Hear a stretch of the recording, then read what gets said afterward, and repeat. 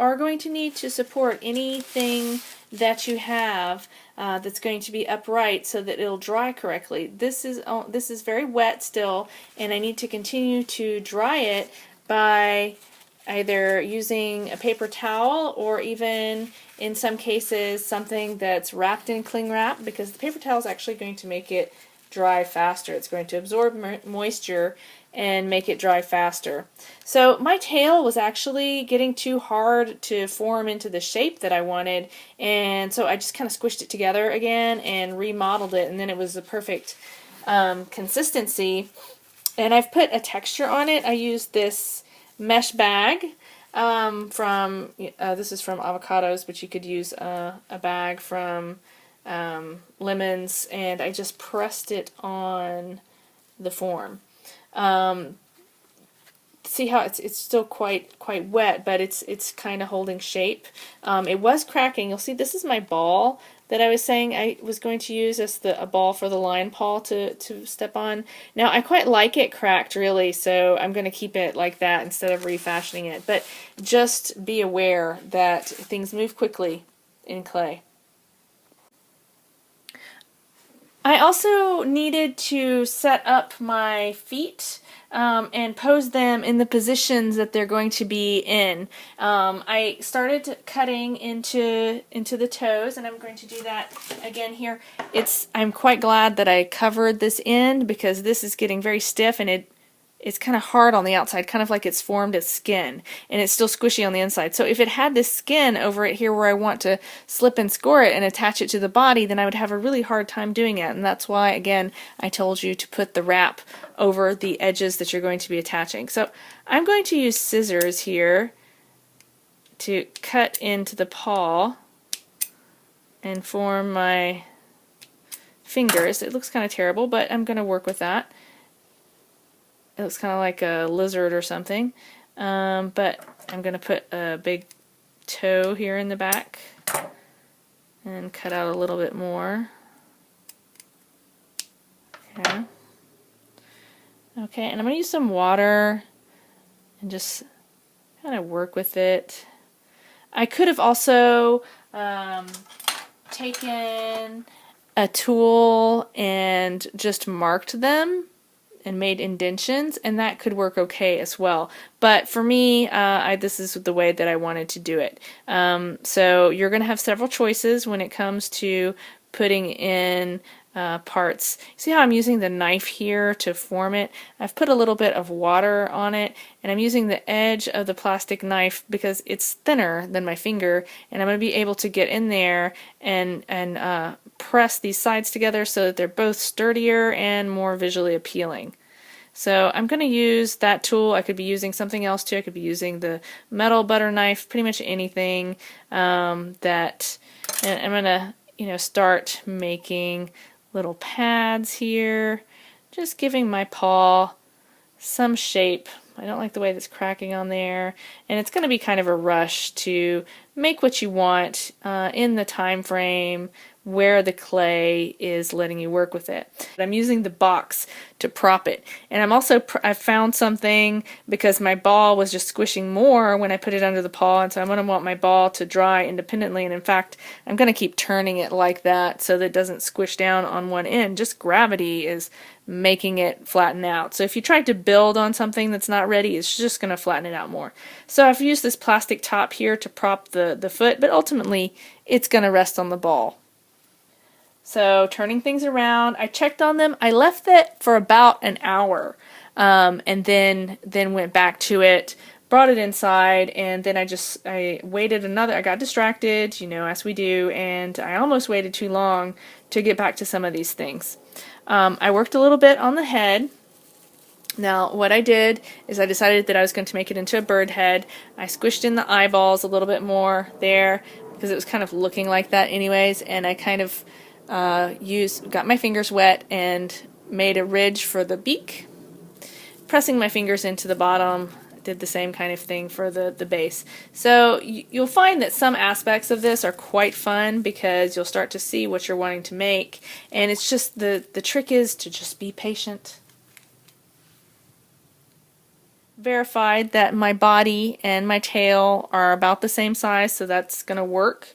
I'm going to have to wrap this top up a little bit, I think, and keep it wet. I'm going to continuously prop it because I don't want it smushing down too much. You know, I haven't even joined it here, and just because of gravity, it is sinking into itself. The tail is doing pretty well, so I'm going to leave that alone, but it could flop over at any moment. I'm keeping an eye on it. You might need something like a toothpick, and you'd press it down in there, and we may need this a little bit later on. I'm thinking maybe perhaps for the horns. So the horns, I had them rolled straight, and I just bent them gently up. I'm making like a longhorn horns, and I kind of have a rattlesnake tail because I am a Texan artist and we cannot escape our context. I want to show you some beads that I made earlier too. I just pressed a little texture on them using that chopstick and made some ridges. This is something that you might want to do because it could really add to the effect of your sculpture. It's kind of like painted lines, but with ridges. And you can't do it when it's too wet, and you can't do it when it's too dry. You kind of have to pick the right moment in time to do it. I'm going to now try to put some feathers on the body.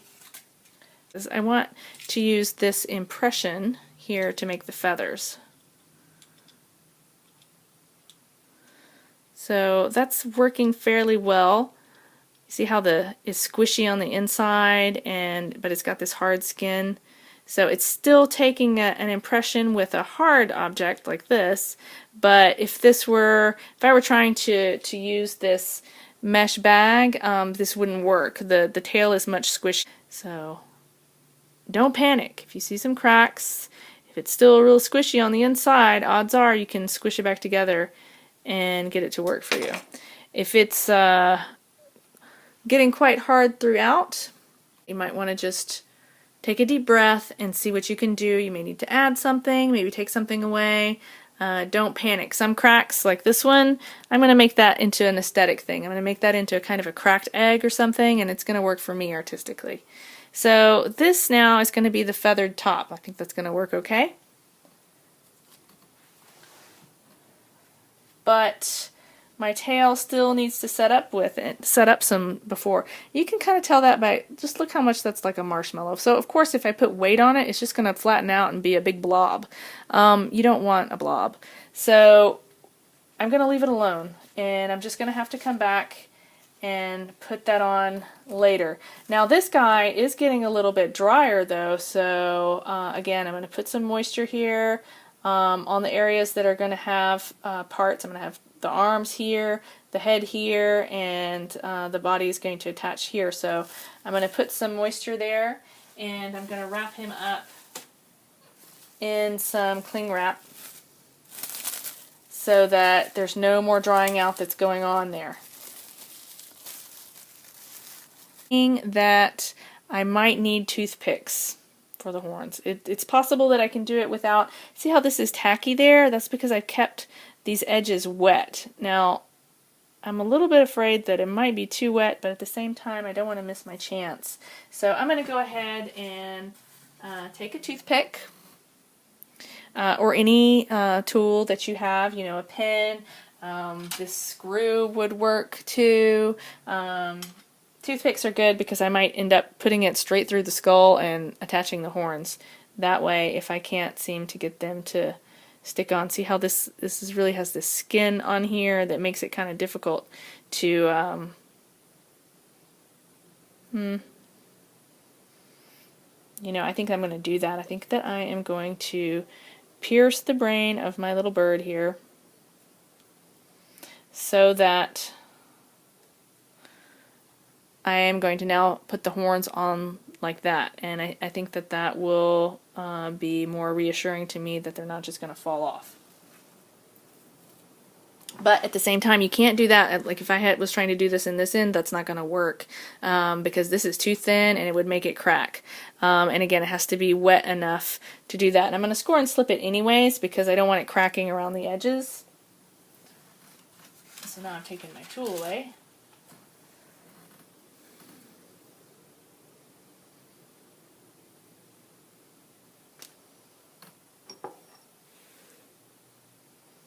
And here I've got some slip.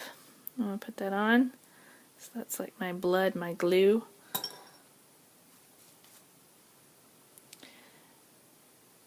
And there we go.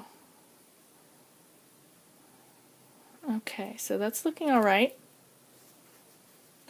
I'm going to take this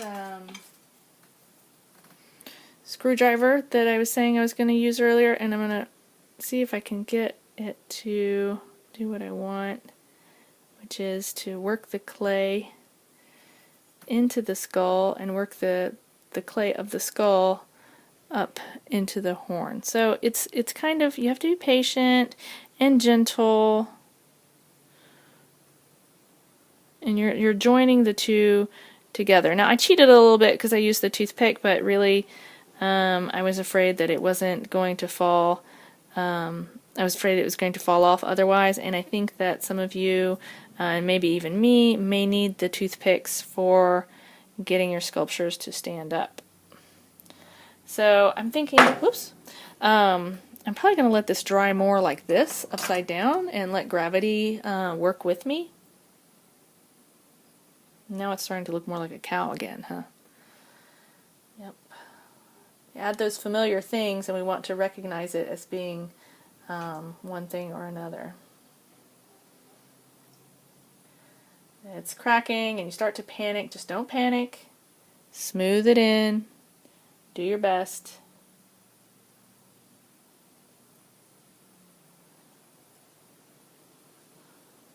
I'm panicking a little too, but I'm encouraging myself not to panic.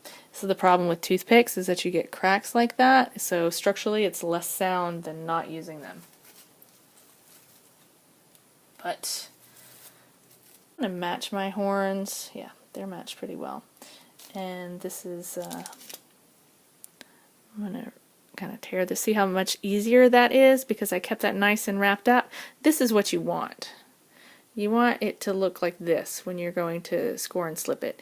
When you have that hard skin that forms over the top, it's really hard to get it to, you know, see, I didn't put enough water here and I didn't wrap it, and so even though my skull is so squishy that it's barely easy for me to hold on to it without making indentions with my fingers, and thus when I put pressure on it to put something on, it's difficult, but I've got this hard skin that makes it hard to form the graft. So you really do want to put some moisture, and the wrapping, it's a good idea. If you have some kind of plastic, and I'm sure you do, it doesn't have to be cling wrap, you know, plastic bag, some wrapping from something, you know, it will pay off to use that.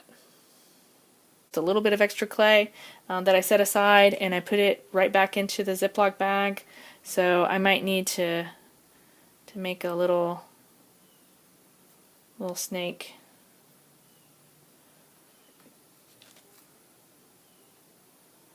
And add it on there. I put the ring on. And now I'm going to press this into both those two because I was getting this indentation. So not only does that not make me happy aesthetically, it might help it if I have this kind of, it's kind of like a band-aid, but instead of being slapped on, I'm integrating it into both sides, so it will help form a skin. So like we said, this is too soft. Can't do anything with that. I think I'd actually like to attach my arms though before attaching the body to the tail. You're going to want to think of like how much you can handle in your hands. So that's why I did the horns, because it was going on a small object, and you know, once I attached the head, it would be very hard to attach the horns after the fact. Just make sure that you're not knocking down any things that you've worked so hard on creating.